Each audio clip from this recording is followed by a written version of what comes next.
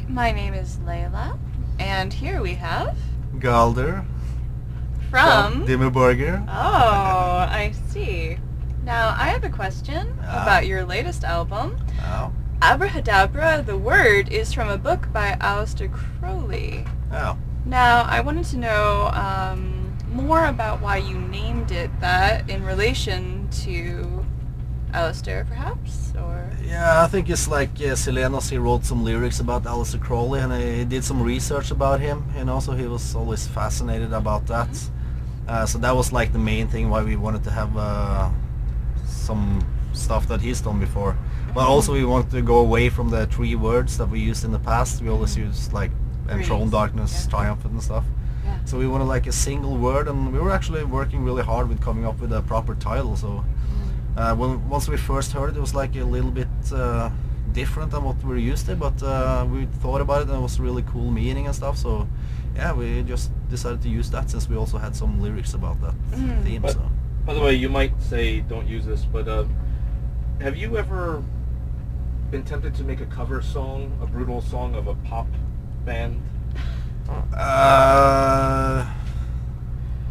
Yeah, I mean if it's the right song and the right occasion, but I was thinking an ABBA song. Yeah, you can make an ABBA song and call it Abacadabra. we did Twisted Sister. I mean that's pretty not close pop enough. though. No, that's But if you made all ABBA songs, you could call it Abacadabra as a bonus. Yeah, No? that's now I got it. No more questions from me. I'm sorry. Don't listen to him. He's an asshole. Trust me.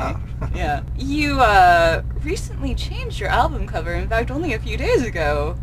I think. You Like. noticed already. Oh yeah, no. I am up to speed on what you guys are doing, but now you changed it from a horned woman to like a horned sort of skull thing, and there used to be like. A horned woman? Yeah. It looked like a woman. It wasn't a woman. It was a man. I think it was supposed to be It was a man. supposed to be a man, Yeah. so maybe people thought it was a woman. So, Yeah, right. but there was also like tentacles coming from behind, and all of a sudden now there's like leaves coming from behind. Now, The environmental version. yeah, the environment. Why did this sudden change? You literally just released the album. Most bands, we had some problems with the guy making the skull and some copyright stuff, so we had to change it. So that's why we did it so fast. Because like normally if a band changes an album cover, it's because like, oh well, someone was like, this is inappropriate, or oh, it's a re-release. So it's just There like wasn't so really that big difference. I mean, the version now is a bit more brutal than the early version. So it's just because we had some problems with it. So maybe you think this version appeals to your fans a little bit more than maybe the hopefully, other one. if it Yeah, does hopefully. That's great. Skulls is always cool. So Yeah, no, that's true. When in doubt, use skulls. exactly, So. it always works. So Now, it was interesting to me because your the album you just released, you guys streamed it on MySpace for a day before you released it. Do you think that helped album sales? To do that? Well, I mean, the people that download it won't probably buy the album, so I'm not sure if it will help the album sales, but it will help us, and more people will get the album, and it's something new for us. I mean, we're not too familiar with iTunes and how that works, and that's pretty new for all bands, so.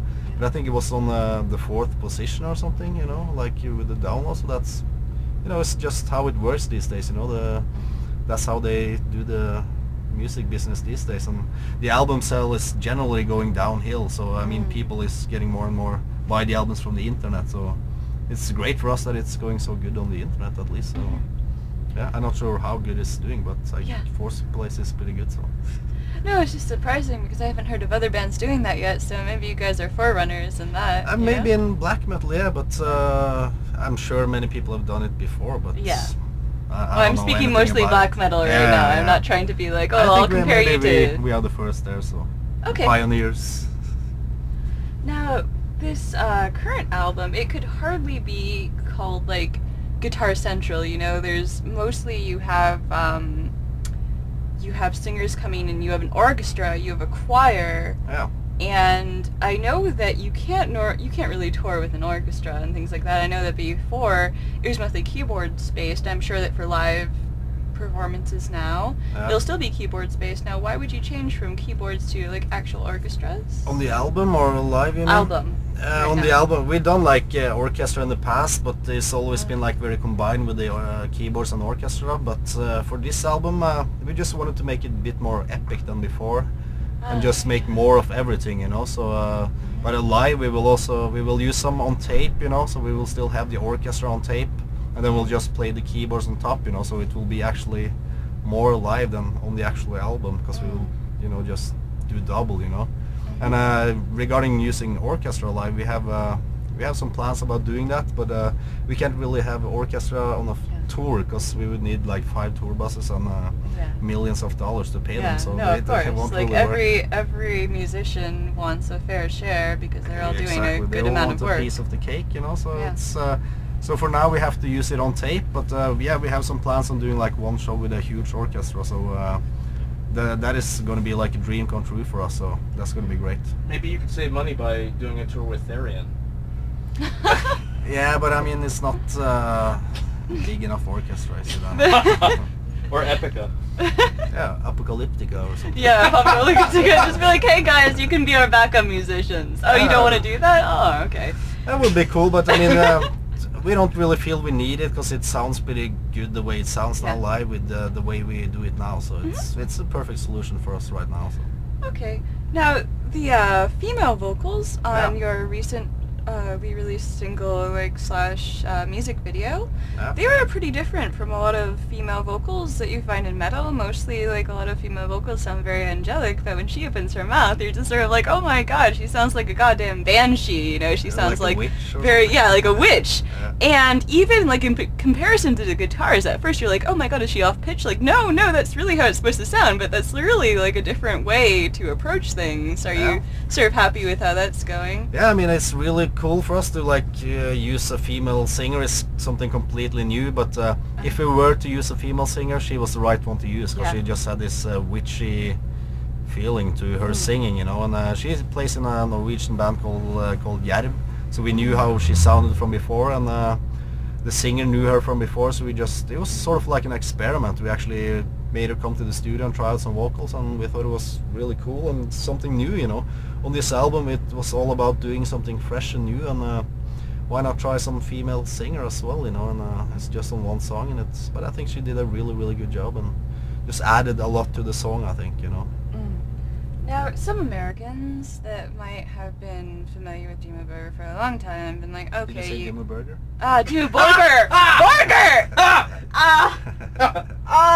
No, I didn't say that. Just, that didn't happen. Burger, baby. I'm so sorry. Well, I know that we're used to it, so sorry. No, I'm really sorry, Dimmu Borgir. I actually know how to pronounce your name.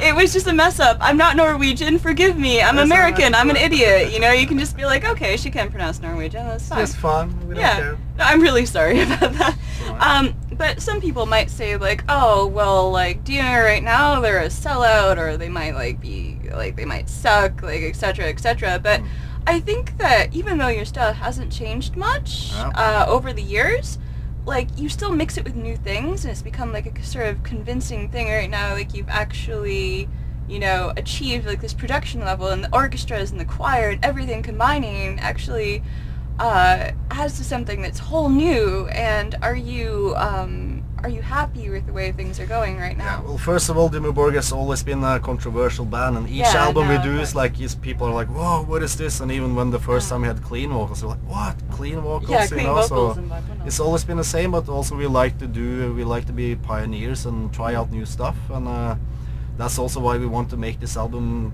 completely different than before. And also with the outfit, we use white clothes now. And the girl singers and stuff like that. So we don't want to follow any path that's been walked on before. We would like to evolve and do new stuff as musicians, and sort of be pioneers, so to speak, you know. And we don't, if people say we have to do a certain style just because, then we don't want to do it. We want to follow our hearts and do what you really feel we want to do, you know. So yeah. By the way, you have permission to smack her. Oh, really? Yeah. You wouldn't punch a girl, would you? Huh? You wouldn't punch a girl, would you? Norwegians Nah, wouldn't no, punch no. a girl. See? Yeah, I told you. See? You'll change there's- your answer in about a minute. There's so much more evidence that Norwegians are more polite than American men, and you won't believe me, but see, they wouldn't hit a girl.